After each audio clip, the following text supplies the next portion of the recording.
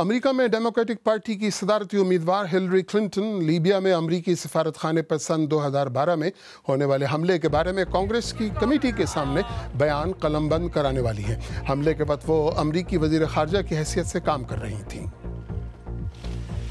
अमरीकी वज़ीर ख़ारजा John Kerry ने कहा है कि अमेरिका, रूस, ईरान और यूरोप में इस बात पर इत्तेफाक हो गया है कि शामी अवाम को शाम का मुस्तक़बिल तय करने का हक़ होना चाहिए, लेकिन शाम के सदर बशर अल असद इसके रास्ते में बड़ी रुकावट है।